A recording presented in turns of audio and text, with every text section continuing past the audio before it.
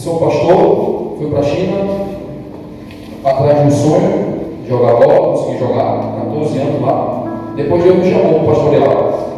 Me separei, entreguei aquilo e hoje eu estou lá, tentando fazer a vontade de Deus da maneira correta e como Ele quer.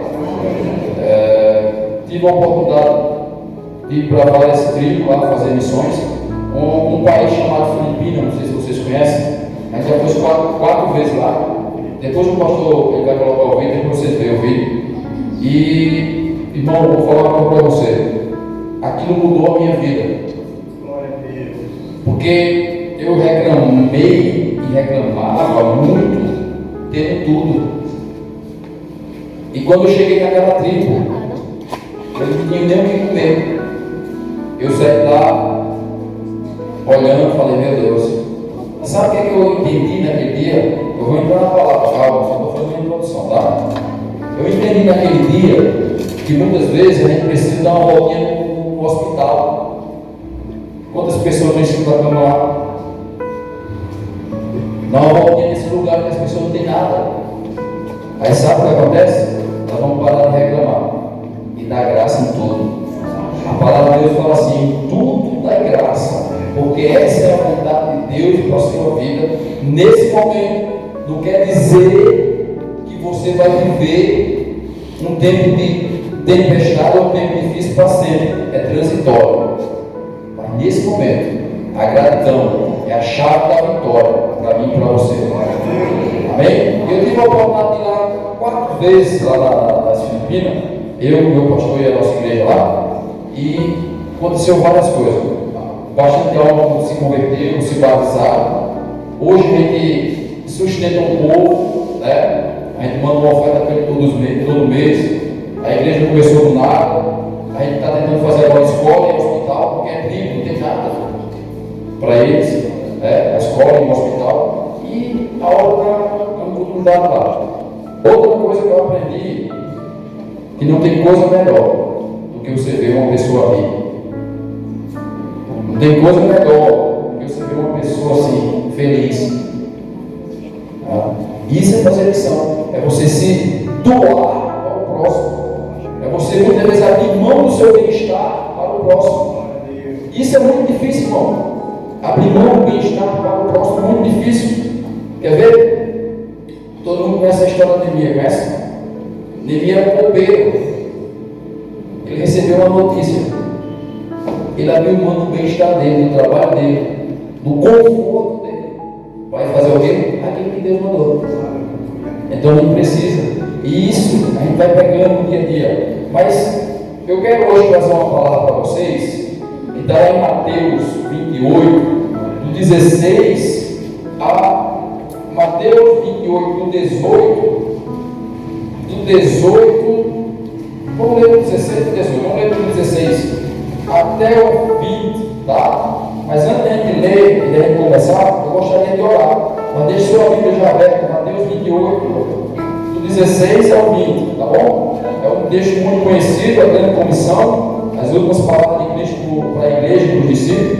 Eu acredito que Deus hoje vai falar ao meu e ao teu coração. Porque isso aqui é a palavra dele, não é eu, é ele. Amém? Mas deixa eu orar, vou baixar a cabeça para orar. Senhor, obrigado por essa noite. Obrigado pela oportunidade que o Senhor está nos dando de pregar a tua palavra. E eu quero pedir uma hora de nessa noite, Senhor, fala conosco.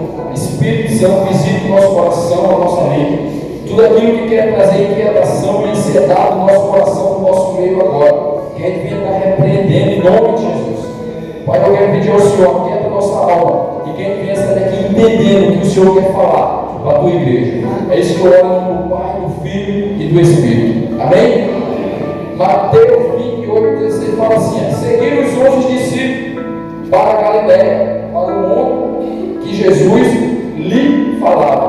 E quando viram, o adoraram, mas alguns duvidaram. Agora presta atenção, 18 e 19. Mas Jesus se aproximou e falou, dizendo: toda autoridade me foi dada no céu e na terra. E, portanto, fazer discípulos de todas as nações, batizai em nome do Pai, do Filho e do Espírito. Olha, ensinamos a guardar todas as coisas que vos tenho ordenado. estou convosco todos os dias, até a consumação do século. Que promessa linda, que coisa maravilhosa. Para cada promessa, para a gente viver, tem umas condições, né? E a condição dessa promessa aqui, eu e tu, e pregar o Evangelho. Hoje eu quero falar com vocês o seguinte tema, em cima desse tema de missões, os requisitos para eu e você viver a missão deixada por Cristo para a igreja. Por que eu estou usando a palavra requisito? O significado dessa palavra requisito, no original, significa algo interessante. Não, desculpa. O significado dessa palavra é uma condição necessária, indispensável para eu e você fazer algo. Irmão, e nessa noite, eu e você como igreja, como discípulo de Cristo, nós precisamos entender alguns requisitos para a gente viver essa grande comissão. Porque eu não posso fazer missões de qualquer jeito. Existe um padrão, e o padrão está aqui. Eu não posso fazer missão da maneira, não é assim, vamos, não. Não é por força nem por violência. E essa palavra requisito hoje, ela pulou no meu coração, né? Uma condição necessária, indispensável para eu e você executar algo. E eu e você como igreja, como discípulo de Cristo, nós precisamos entender algo. Sabe por quê? Precisamos entender. A chave do Evangelho é quando eu tu entendo. Se eu tu entender algo, nós vamos desfrutar e provar. Eu entendo que café tira o sono. Eu tomo porque eu entendi que o café tira o sono. Eu entendi que quando eu estou com sede, água vai me hidratar. E muitas vezes nós não desfrutamos ou vivemos as promessas de Deus porque nós não entendemos. E como é que eu faço para entender? Estudando a palavra, orando, e Deus vai abrir o nosso entendimento. Então essa palavra é requisito, ela nos capacita para eu e você fazer algo. Fazer o quê? A missão deixada por Cristo para mim e para você. E aqui eu quero deixar o primeiro requisito para mim e você. Mateus 28, 19. Vamos ler e a gente vai ver o primeiro requisito para mim e para você, como igreja, como discípulo. E fala assim: e portanto fazer discípulos de todas as nações, batizai-os em nome do Pai, do Filho e do Espírito. O primeiro requisito que precisamos entender foi você cumprir essa grande comissão, fazer essa missão que Deus deixou para mim e para você como igreja. É que a grande comissão é uma ordenança deixada por Cristo para os discípulos e para a sua igreja. Isso aqui é uma ordenança. E o que é a palavra? O que significa a palavra ordenança? Sabe o que significa? É uma liberação de Deus para mim e para a tua vida, para a gente fazer algo. Ele está ordenando. Eu e você. A minha pergunta é: quem aqui é discípulo de Cristo? Se você se considera discípulo, você está dentro dessa promessa, dessa ordenança.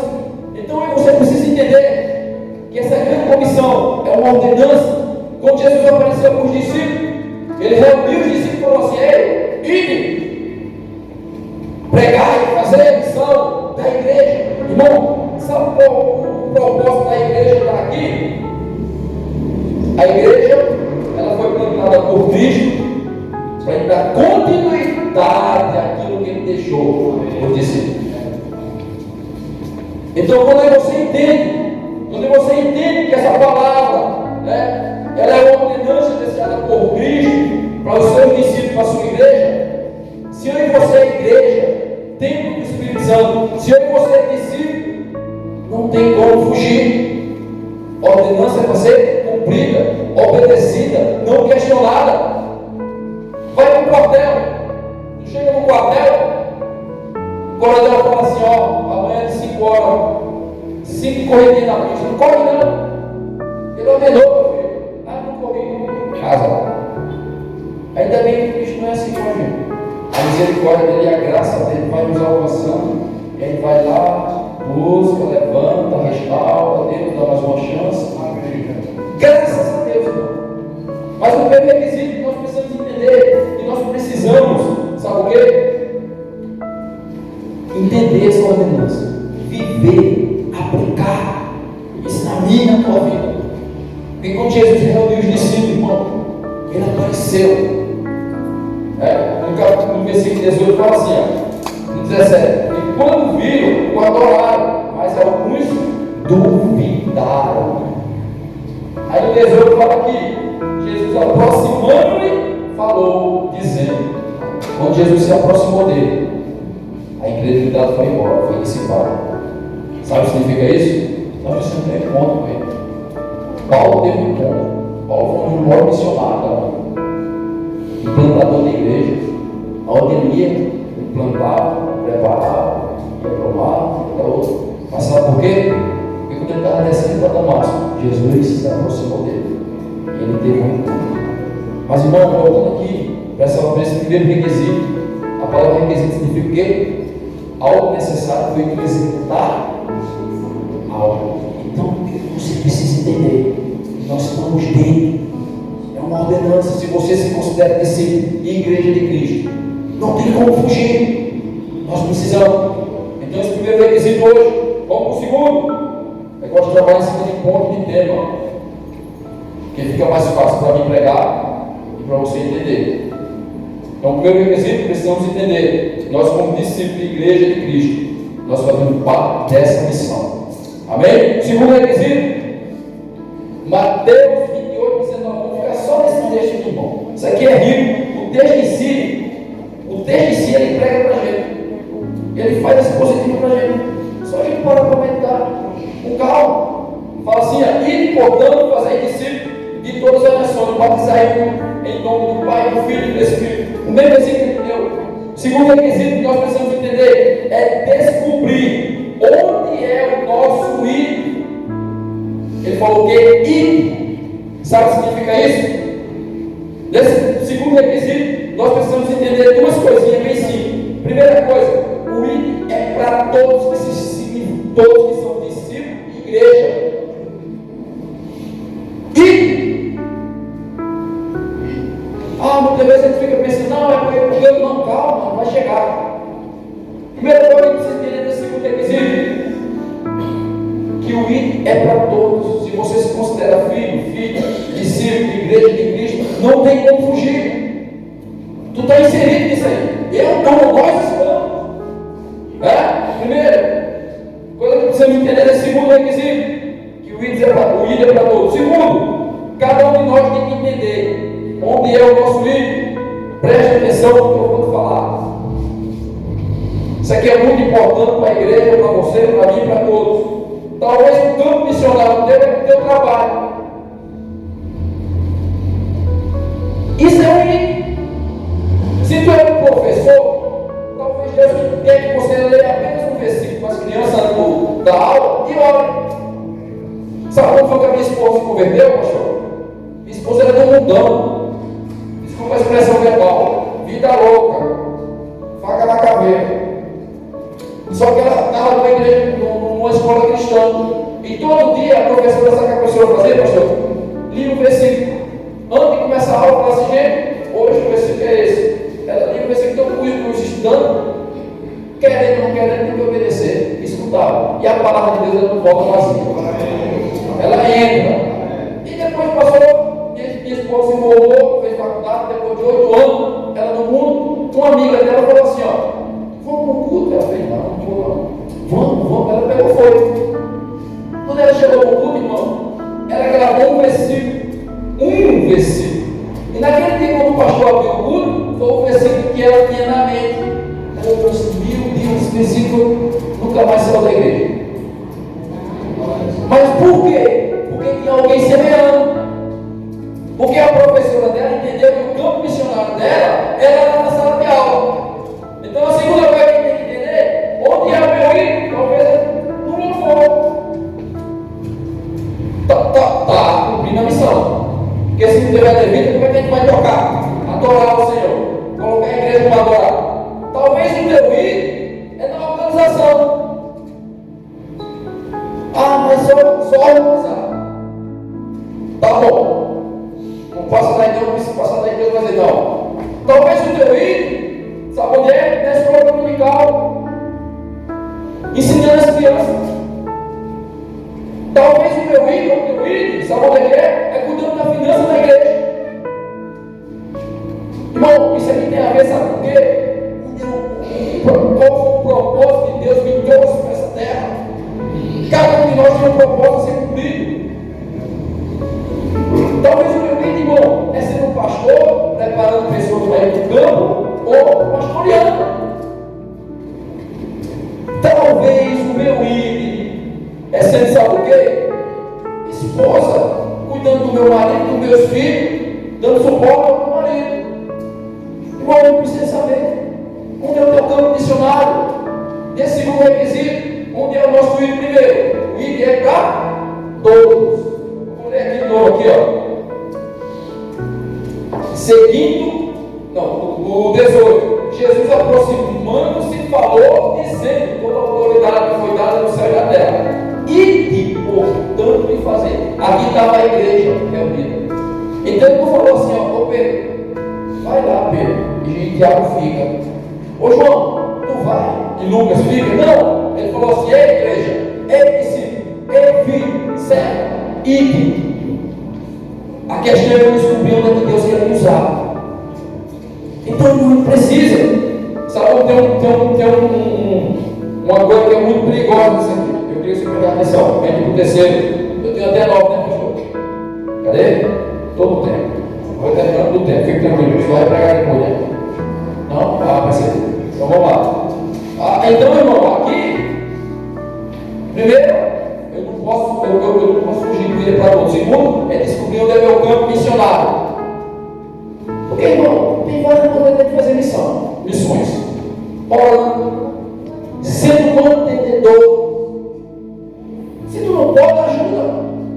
Ora, limpa, cozinha. Faz alguma coisa, pelo amor de Deus. Pelo amor de Deus. Jesus me falou assim: Jesus, eu não estou, pelo menos na porta, fica em pé, né, irmão? Então o que acontece? Agora existe uma coisa que a gente precisa ter muito cuidado, porque a gente precisa descobrir o que é o nosso ídolo. Hoje a rede social, ela tem formado identidades falsas. Muitas vezes a gente é fã, no bom sentido, e gosta de um pastor, de um grupo de louvor, e muitas vezes eu me inspiro em querer ser aquela pessoa. Cuidado, seja você. Admire, pega alguns métodos que a gente tem para pregar, ou isso, aquilo, não tira os fundamentos, os princípios bíblicos, mas seja você. Porque aquele pastor fala grosso, é o que fala grosso. Não, fale fino. Seja você. Sabe o que é isso? É você ter identidade em Deus. Porque Deus criou cada um de uma maneira diferente. Acabou. A gente tem que parar com essa crise de identidade. Mas cuidado com a internet, que ela forja a identidade falsa em mim e você. Seja você. Então, o segundo requisito aqui, o ID é para todos, e eu e você precisamos descobrir onde é o nosso campo missionário. E como é que eu sei, pastor? Vai orar, filho. Deus ele vai falar para o Samuel. 1 Samuel 3 fala que Samuel estava dentro da casa do Senhor, trabalhando, não conhecia o Senhor, fala assim: está lá. Só que chegou o dia que Deus falou: Samuel, está no lugar, mas eu preciso entender quem és tu, Samuel. E eu vou deixar 4 pilar para o terceiro requisito. Samuel, primeiro ponto, quer descobrir o que Deus quer te usar para o missionário? Samuel estava onde? Dentro da casa do Senhor. Vem escutar a palavra. Porque a palavra vai destravar, vai dar direção em tudo. Samuel estava onde? Dentro. Depois do medito, 1 Samuel 3, 1, fala que Samuel servia ao Senhor. Mesmo sem tu saber o que Deus quer te usar, mas tu está servindo. Daqui a pouco a palavra vai te encontrar. A palavra vai dizer assim: ó, pum, isso aqui é para mim. Segundo pilar que fez Samuel entender o chamado dele, ele estava debaixo de uma autoridade espiritual. Eli, o pastor daquele tempo, estava um pouco mais ou menos, mas, irmão, ele estava submisso. E quando você não é submisso, é falta de humildade, tá? E a humildade é uma licença para o cristianismo, para ele crescer, para Deus nos abençoar. Ele estava lá, servindo ao Senhor. Segundo, ele estava debaixo da autoridade espiritual do pastor. Terceiro, Samuel, ele não perdeu o quarto. Quando ele chegou para Eli, que era o pastor dele, olha a importância do líder. Olha, eu estou escutando essa voz. Ele pegou e falou assim: volta para o teu quarto, e quando tu escutar a voz, não falar isso, vem aqui. Irmão, ele foi fundamental para a segunda etapa da caminhada de Samuel. Isso é liderança, isso é um pastor. Tu tem dúvida em isso e aquilo, ele é usado por Deus como um aconselhamento. Isso que dá direção. Então Samuel foi lá e fez: volta para o quarto. Terceiro elemento, para tu descobrir onde é o nosso filho e firmar a identidade. Não perca o secreto. Porque ele voltou para onde? No quarto. Ele entrou no quarto menino, saiu o profeta, sacerdote. É ali que Deus fala. E o quarto elemento que fez Samuel entender o seu chamado. A Bíblia fala que ele não conhecia o Senhor. Conheça a Deus, é um critério para a salvação, para a vida eterna. Porque o que adianta, pastor, eu fazer a obra e não conhecer o dono da obra? Aqui eu estou vendo. O que adianta trabalhar numa empresa e não conhecer o dono da empresa? Fazer a obra sem conhecer o dono da obra, eu não te aconselho não. Eu não te aconselho não, isso é um perigo. Isso é um grande perigo. Tá? Então vamos aqui para o terceiro requisito. O primeiro requisito é uma ordenança. A ordenança é para ser cumprida. Eu e você como igreja temos que entender que a gente está inserido nisso. Segundo requisito, desculpa onde é o seu ídolo, onde é o seu campo missionário. Tá? E o terceiro requisito, o próprio Mateus 28, 19, não se deixa comigo. E, portanto, fazer discípulos de todas as nações. Batizar em nome do Pai, do Filho e do Espírito Santo. Terceiro requisito que precisamos entender, que quando a gente entende, a gente executa, a gente faz. Não perca o propósito da missão, que é fazer discípulo. O propósito da missão é fazer o quê? Ele falou assim: tu vai, prega, ensina e faz discípulo. Porque o que adianta fazer missões e para fazer missões não ter discípulo? A cereja do bolo, discípulo. Porque eu e tu está trabalhando para quê? Para fazer discípulo. Cuidado! Quantas pessoas saem num tempo errado, ou saem no tempo certo, mas trocam o propósito da missão. Aqui eu tenho um erro para mim, para tu parar e analisar. Irmão, não saia, não perca o foco da missão, que é fazer discípulo. Isso é imperativo no texto. É um exemplo. O povo lá em Ageu, qual era a missão deles? Fazer a casa do Senhor. Só que eles trocaram o foco, fazer a minha. Aí Deus mandou um profeta lá, Ageu. Irmão, aqui está o perigo. Nós começamos algo, nós entendemos que é uma ordenança, nós entendemos onde é o campo missionário que Deus quer usar, e começamos a fazer as coisas, começamos a orar, Senhor, me usa, tá? Daqui a pouco, a gente perde o foco da missão, por causa de uma situação ou outra. O povo de Ageu começou bem, perdeu o foco. Mas deixa eu falar outra coisa aqui. Nós precisamos ter muito cuidado com aquilo que nos tira da missão, os inimigos da missão de Deus. Vou falar aqui uns. Primeiro, nossa vontade. Cuidado, não é tua vontade. Coração enganoso, sentimento enganoso. A própria palavra fala lá em João 6,38 que Jesus desceu do céu para fazer a vontade do Pai. Não foi nem a dele. Então, o primeiro inimigo da missão, nossa vontade. Segundo inimigo da missão, a carne. Precisamos andar em espírito, no espírito. Atos 1:8, que ela leu.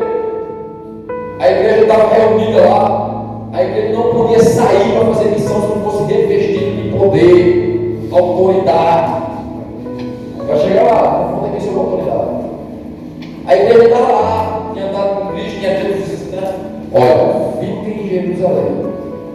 Quando você for revestido, você sabe. Sabe o que é isso? Nós precisamos, irmão, andar, buscar a pessoa do Espírito Santo, ter intimidade, andar no Espírito. A carne pode fazer o quê? Nós somos os grandes inimigos da missão. Outra coisa, os nossos temperamentos.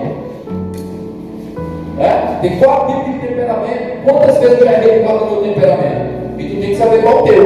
Eu sei qual é o meu. Estudei o meu. Vi as qualidades e os defeitos. As qualidades não deixo para lá, não vai para os defeitos.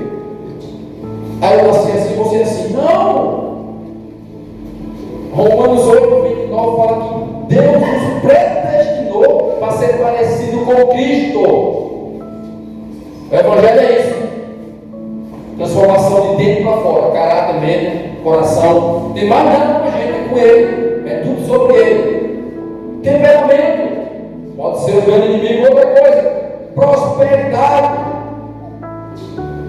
Quando a gente está lá embaixo, a gente é humilde, simples. Quando começa a ganhar dinheiro, o quê? Aí o pastor chega, outra pessoa chega e fala: vou embora. Não aceito que esse pastor fale comigo. Cuidado com o dinheiro, irmão. Esse foi o problema do livro de Juízes. Paz e prosperidade. 40 anos de paz e prosperidade. O povo estagnou. Tinha tudo para dar. A prosperidade e a paz são 2 elementos fundamentais para o ler, estudar e conhecer a Deus e fazer a obra. Só que a prosperidade e a paz, no livro de Juízes, estagnaram o povo. Por isso que Deus falava assim: manda os amalequitas. Aí quando os amalequitas chegavam, o povo clamava. Sabe o que eu aprendo? Vou fazer uma pergunta para vocês, que foi Deus que perguntou a mim e foi difícil eu responder. O que é que te leva para a presença de Deus? Amor, necessidade ou as aflições do dia a dia? Os 3 é fundamental, porque quando ele está com necessidade, ele é pai. Quando está passando por aflição, ele entende. Mas se ele não for por amor, as outras coisas vêm por tabela. O amor, porque muitas vezes a gente só vai buscar a Deus quando recebe uma notícia mal. Esse dia eu estava, tem um amigo meu aí, na China, deu uma crise lá dele, lá, eu ouvi, estava na igreja. Não, Jesus está voltando mesmo. Aí eu olhei, falei: olha. Poxa, mano, não está falando que é aqui não. Faz 3 dias que eu estou. E vou ter que fazer um exame, talvez era câncer. Eu falei: olha.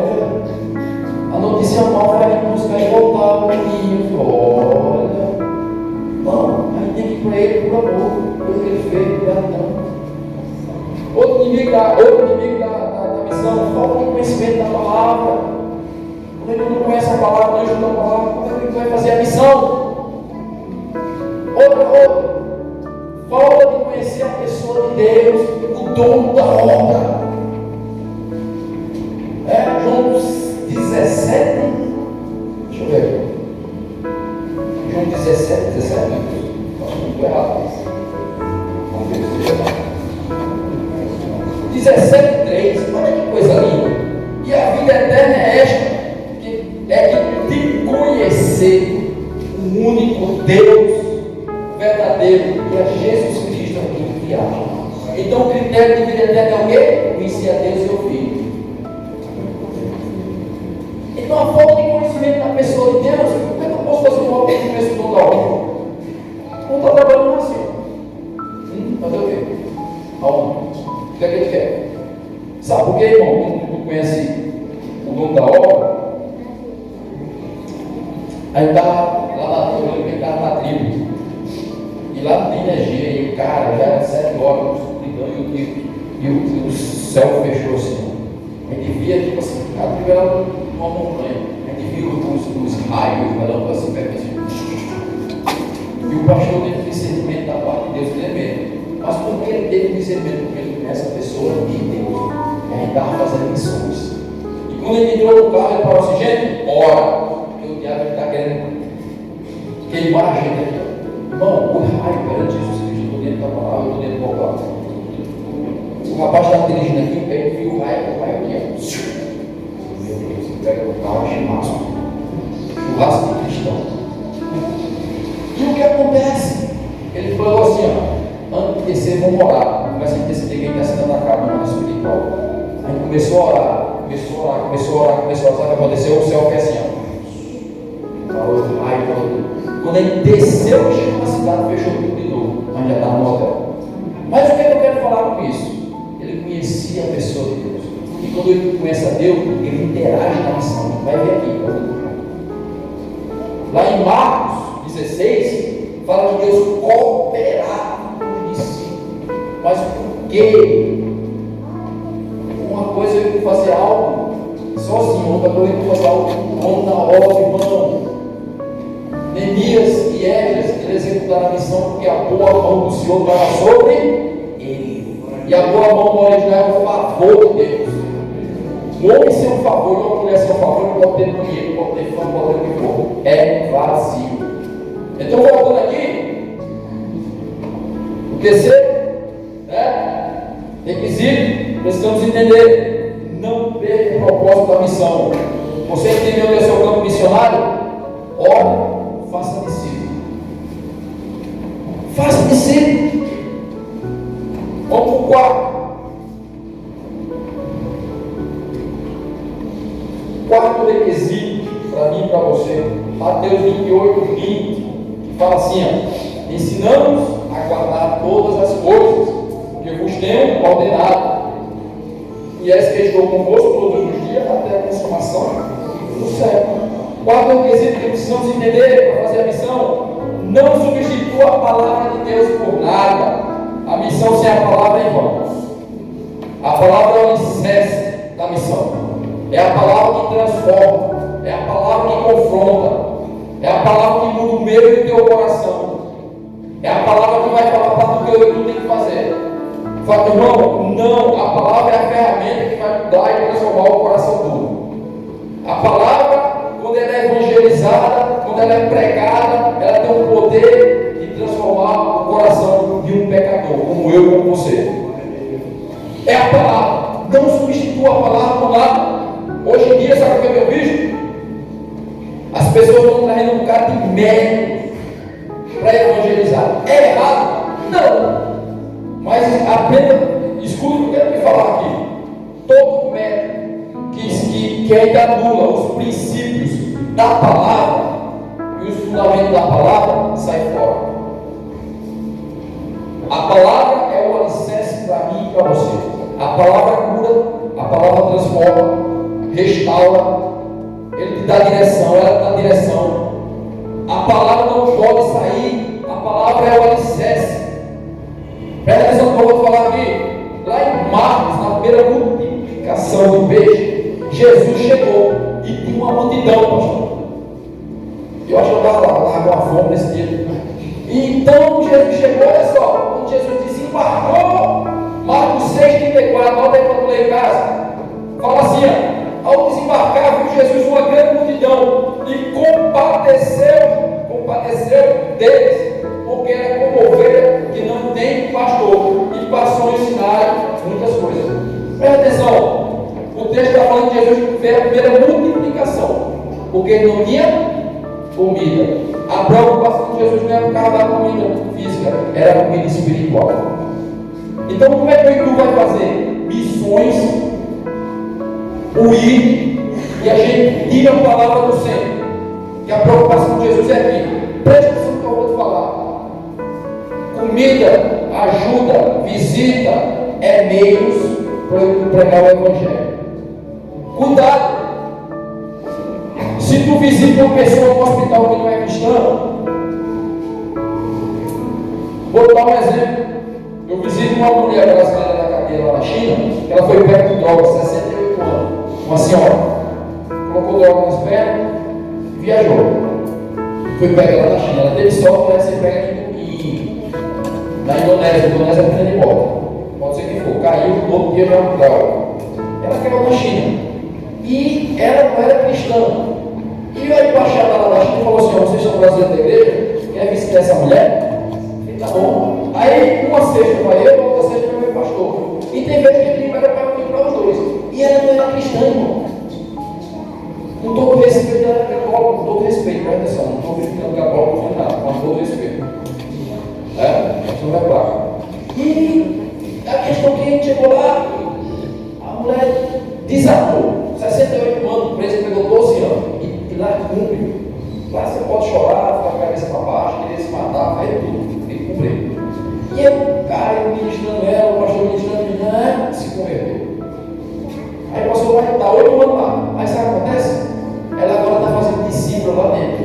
Está ganhando a chinesa, as indonésia e as africanas. Mas sabe qual foi a chave, irmão? A visita.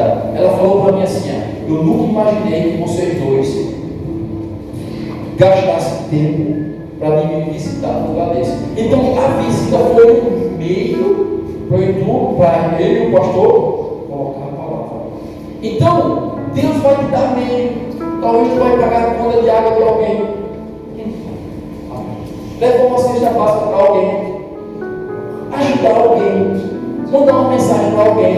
Mas, por favor, não deixa de falar a palavra. Porque os meios é a abertura para Deus usar a igreja, irmão. A gente não pode usar só o meio, sabe? Esse dia eu acabei de treinar, eu gosto de treinar, porque eu parei de jogar, eu não consigo ficar sem treinar. Meu organismo já, se eu não treinar, eu fico mal.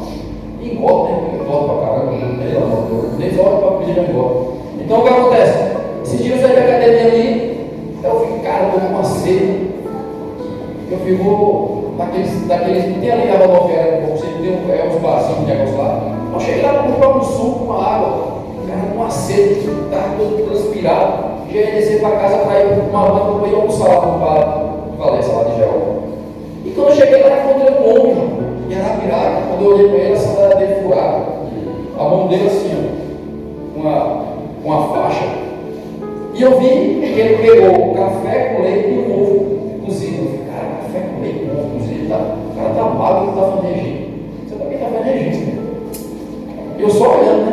Puxa, ele partiu o ovo, comeu o ovo, botou um sal, comeu o ovo e tomou o café. Eu falei, misericórdia, esse é de mim, eu ia dar um belo processo.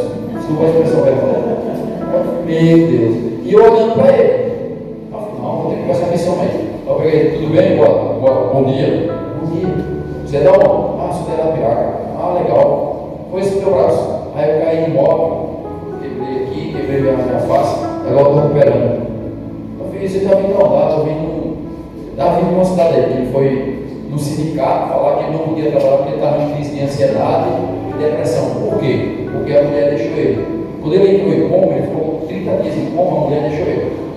Ele entrou em depressão, dá para ver que ele estava mesmo. E eu dei para ele assim, você quer ver? Ele quer. Deixa eu abrir uma parênteses aqui. Tu vai na casa de alguém que está no dirigente. Leva um comprimido para tirar do dentro. Não vai pregar com uma pessoa com dor, não, que não entra a palavra, não. A pessoa com dor, ela não dá de embora, vai embora, quero dormir. Pelo amor de Deus. Aí eu vou pregar na casa de uma pessoa que está passando fome, não leva nem pão. Não, pelo amor de Deus. Afinal, eu vou dar comida desse enchimento aqui, depois desculpa as pessoas. Eu falo uma coisa aqui. Eu falei, pega aí comida, ele pegou 2 coxinhas, pegou uma coca, começou a comer e eu comecei a conversar com ele. Tu fala com a tua esposa? Não. E com o teu filho? Conversa. Deixa eu te falar uma coisa, eu vou dar 2 razões para tu se levantar de manhã. E essa depressão vai sair agora. Dois, ele me conta. Tá bom, então pronto. 2 razões. A primeira é Cristo. Nem teu filho, nem tua esposa, nem nada.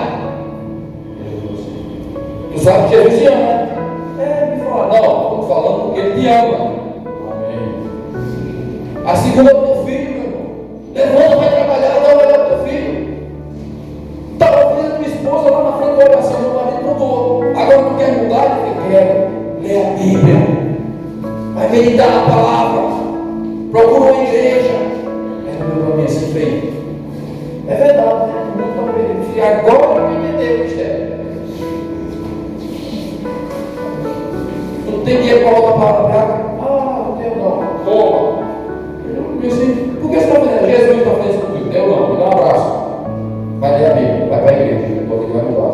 Irmão, eu não podia deixar deixar aquela oportunidade passar, eu não sei o que eu vou ver mais nunca na minha vida. Tem a oportunidade que Deus dá, que é só uma vez. Tem outras que é várias.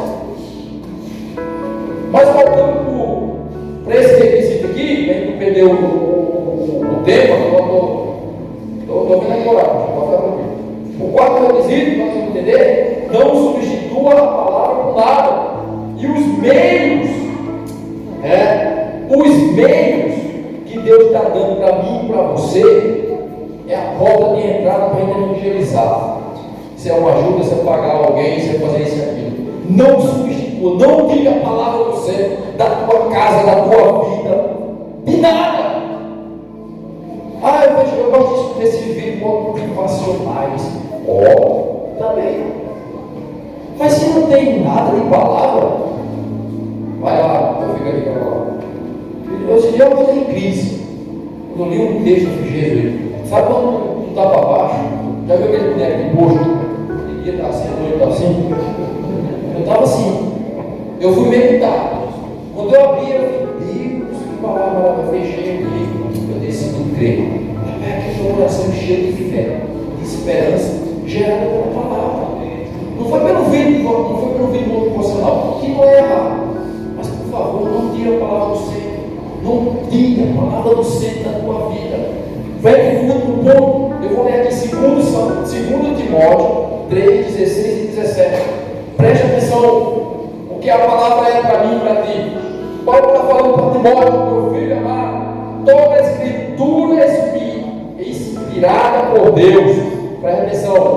Do velho ao novo. Eu só leio o novo. Eu não leio o velho. Toda a escritura, ele está falando. De Gênesis ao Apocalipse. Para de pular. Lê a Bíblia completo. Escrita por Deus e útil. Vamos ver a utilidade da palavra? Útil para ensino,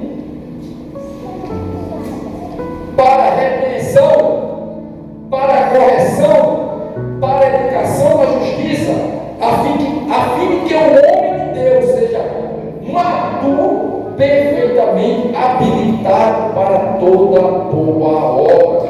Quem nos habilita para boa obra é a palavra.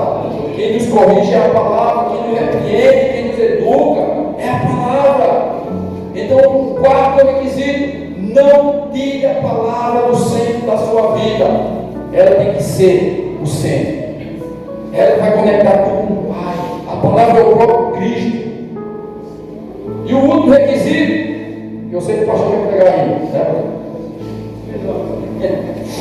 Mateus 28, 18, mesmo texto, mas eu estou no 18 agora. Jesus se aproximou-se, falou-lhe, dizendo: toda autoridade me foi dada no céu e na terra. O último requisito, o quinto requisito.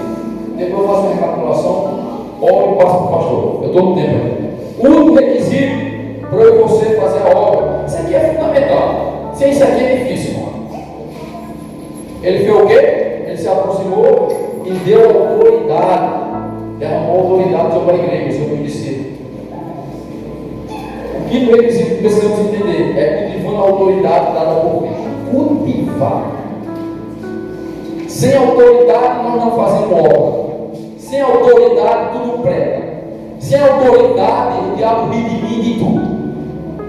A autoridade dada por Ele, derramada sobre a minha e a tua vida, como igreja, como discípulo, como filho.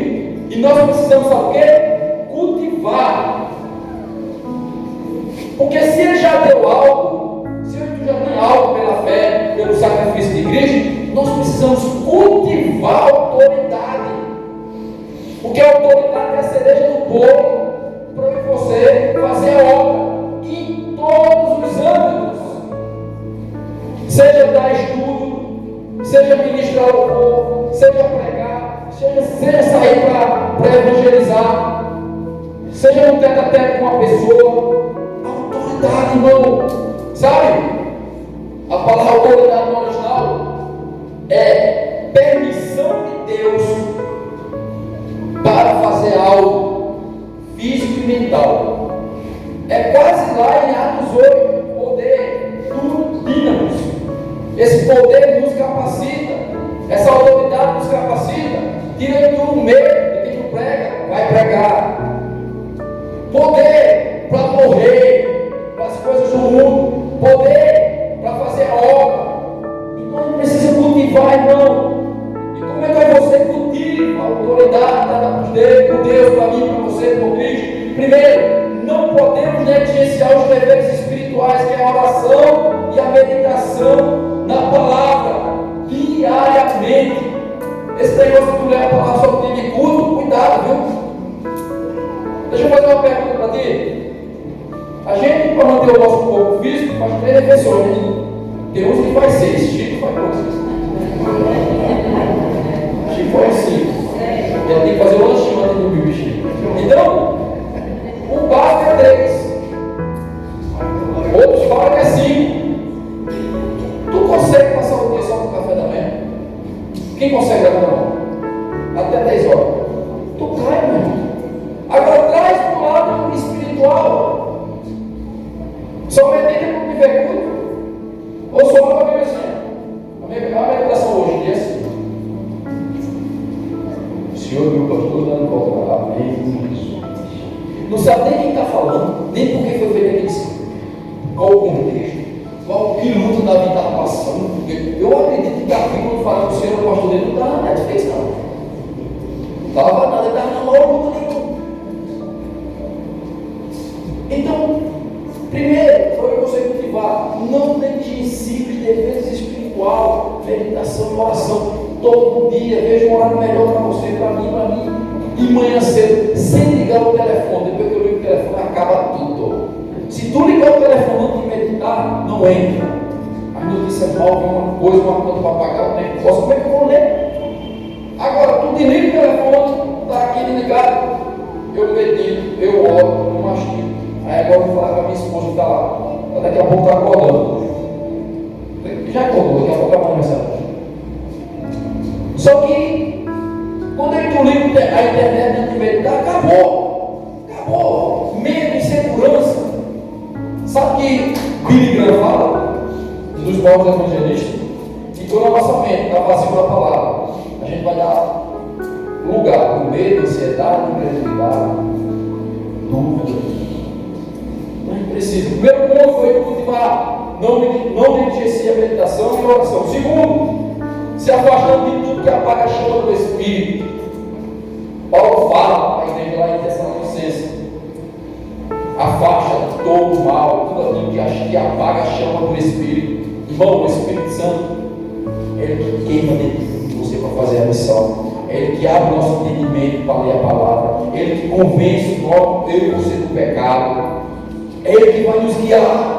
A pessoa do Espírito Santo. Tu está pensando que eu estou pregando aqui por sabedoria humana ou porque eu conheço alguma coisa? Eu sei que eu fiz um curso de teologia. Irmão, se eu não oro, eu não tenho nem palavra para pregar. Eu tenho aqui umas 40, 50 ministrações. Mas se Deus não der direção, pastor, como é que eu vou subir no mundo? Preguei domingo na igreja do Valença lá, na igreja do Tiago da. Eu lá, rapaz, como é que eu fui? Sexta-feira, eu fui, meu Deus, vai para lá, meu irmão, Senhor, fala comigo. Mas eu tinha lá umas 50 mensagens já pregadas, eu não preguei. Mas o pastor, se o Espírito não testificar, tudo é em vão. Então a gente precisa saber o que, irmão? Se afastar de tudo que apaga a chama do Espírito. Se é algo que tu escuta, se afasta. Se é algo que tu vê, se afasta. Se é algo que tu anda, se afasta. A chama do Espírito tem que queimar. Por isso que tem muita gente, irmão, que está desanimado, triste, angustiado, depressivo. Porque assim a pessoa do Espírito, ela gera alegria, amor, paz, direção. Então, segundo, quando você tiver essa oportunidade, se afastando de tudo que apaga. E o terceiro, busque viver em santidade. A santidade atrai a presença de Deus. A santidade, ela atrai o favor de Deus. Quem lembra de Davi? Davi ele foi levar a arca de Deus, que representava naquele tempo a presença. E a arca estava andando. Uzá tocou na arca, Uzá morreu, e a arca foi para casa de quem? Obed-edom. E ele foi abençoado em 3 meses.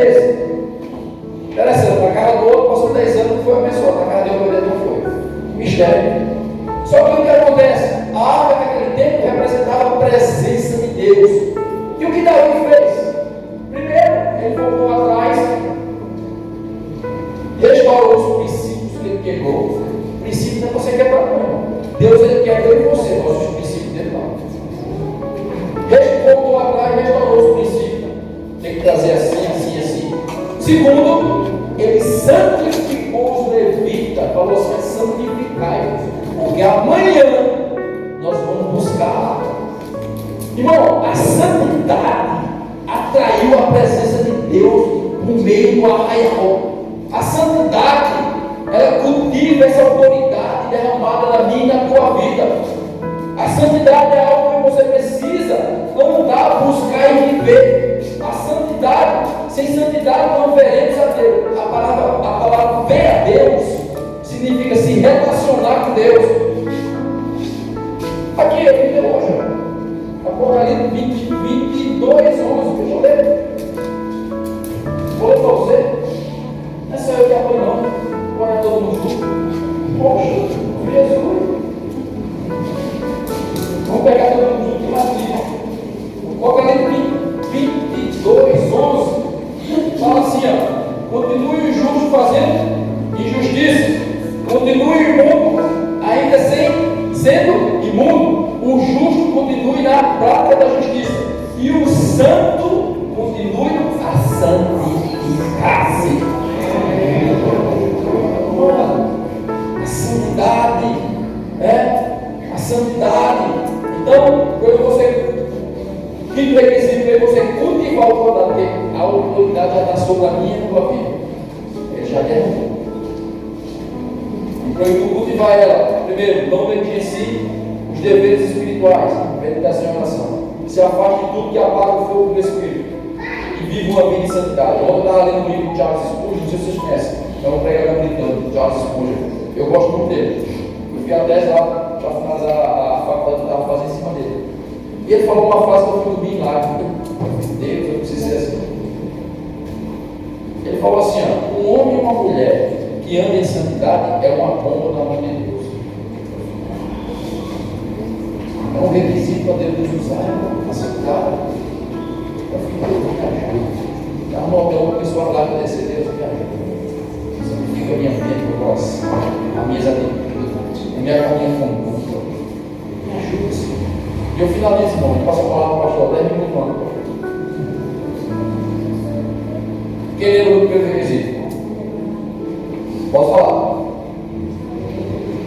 É uma ordenança deixada por Cristo para a sua igreja. E eu e você somos igreja dele. Somos discípulos. Segundo requisito, quem lembra? Precisamos descobrir onde é o nosso campo missionário. Desculpa. Terceiro requisito, quem lembra? Não perca o propósito da missão, que é fazer discípulos. O imperativo do texto é fazer discípulos. O quarto,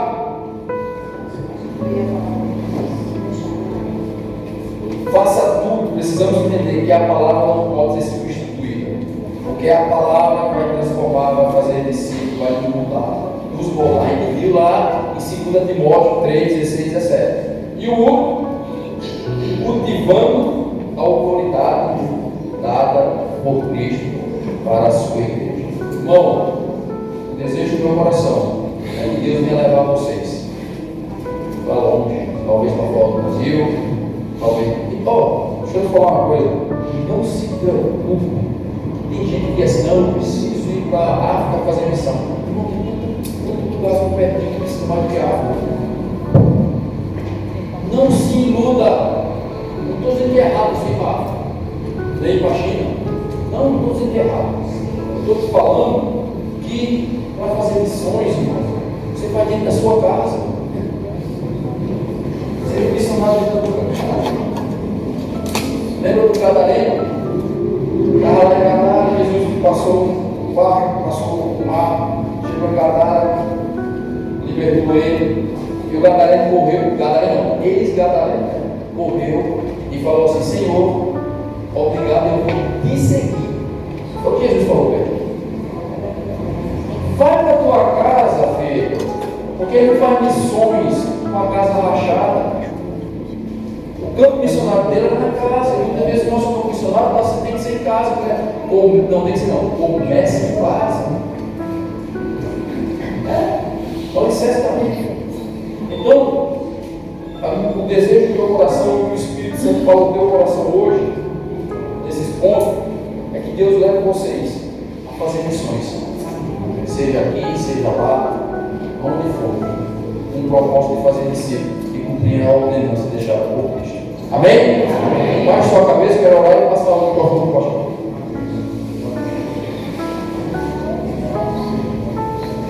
Pai, eu quero te agradecer por essa noite. Quero te agradecer pela tua palavra. Ela é viva e eficaz. Ela é viva, ela traz vida naquilo que nós precisamos. E ela é eficaz. Ela vai naquilo, naquilo que você precisa ser transformado. Obrigado, Deus, por essa noite. Obrigado por essa igreja. Obrigado por esse pastor. Obrigado por esse povo. Eu peço que o Senhor venha estar abençoando cada um aqui. Pai, eu peço que essa semente venha cair no coração deles, que venha dar frutos. Eu peço, Pai, que o Senhor venha estar abrindo o entendimento de cada um, Deus. Abençoando os pastores da igreja, os levitas, os diáconos. Que o Senhor venha estar dando graça para eles, dar continuidade àquilo que o Senhor plantou aqui no conselho. Abençoa a vida deles. Livra eles do mal, guarda eles. Em nome do Senhor Jesus. E obrigado pela oportunidade, Senhor. Quero glorificar o teu nome, porque tu és bom em todo o tempo. Em nome do Senhor Jesus. Amém. Obrigado.